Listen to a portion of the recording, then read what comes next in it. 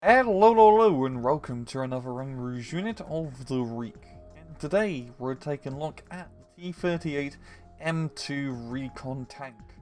The Soviet Union had a whole family of amphibious light tanks, the T-37, the T-38 and the T-40.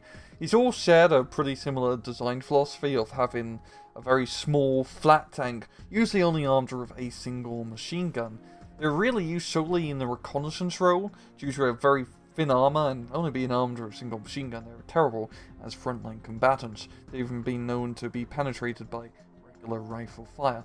Anyway, in the recon role, not too bad. Its small profile made it very hard to spot, and the ability to cross rivers is a pretty useful trait, especially in Eastern Europe, and especially in Russia yet.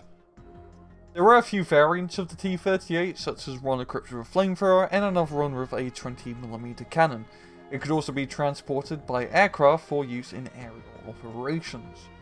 These would mainly see service during the Winter War, and they had a pretty poor track record, as they were kind of killed very easily due to the very thin armor. Anyway, after that, they really weren't used much in Soviet service and really relegated towards the rear echelon units. Funnily enough, the vehicle would end up replacing the T-38 role would actually be the American Lend-Lease 4GPA amphibious jeep. In-game, the T-38M2 is a 10-point recon tank available to the 126th Mountain Infantry Corps as well as the Finnish Panzer Division, and it has one weapon. It's a machine gun! I really don't know what to say here apart from it's a machine gun! Anyway, if we pop down to the miscellaneous stats, it has 10 frontal armor, strong top armor, I'm gonna doubt yet, and then 5mm on the side and back. It's a recon vehicle. It's also amphibious, meaning it can go on the water. It goes a whopping 29km off-road, 40km on the road, bad stealth and high optics. So, in battle, you may be asking yourself, is this pancake of a recon tank actually useful? The answer is no. This is actually a very terrible tank in really most situations. It has piss poor armor. It will get penetrated by pretty much anything, and even high explosive shells can do quite a bit of damage on you. You have only a single machine gun, meaning you can't really do too much against soft targets. I mean, it's something, but really it's the bare minimum of actual firepower. Yes, it's amphibious, and it's its real gimmick. You can cross rivers and lakes with it, but there's few maps where that gimmick really comes into practice, such as Bobble or Krupa, and even then, you get this thing across the river unsupported.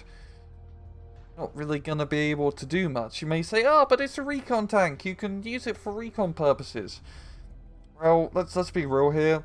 Recon in Steel Division 2 is quite useless. I mean, who's actually using recon to spot anti-tank guns? We're all just kind of throwing light tanks and other vehicles to get blown up by anti-tank gun and then do a counter-battery order on the opposition. It's pretty straightforward. So unless you're going to be using this for sacrificial lambs, for German pack guns, there's really not much you can really do with the T-38M2. It does have good availability, and it comes with 1-star veterancy, which is not too bad. The veterancy ain't really going to help out in terms of making that machine gun good. Even though this is a terrible unit, yet has no real place or use on the battlefield, it's still worthwhile talking about for Unit of the Week. Not every single Unit of the Week has to be talking about the Umbermensk unit that is best in slot for said division. The one thing I really like about Eugene Systems games, especially Steel Division and Wargame, is that they showed off the more unique units and formations and fighting equipment that all these nations used. I really can't think of any other World War II game that had a T-38 in it.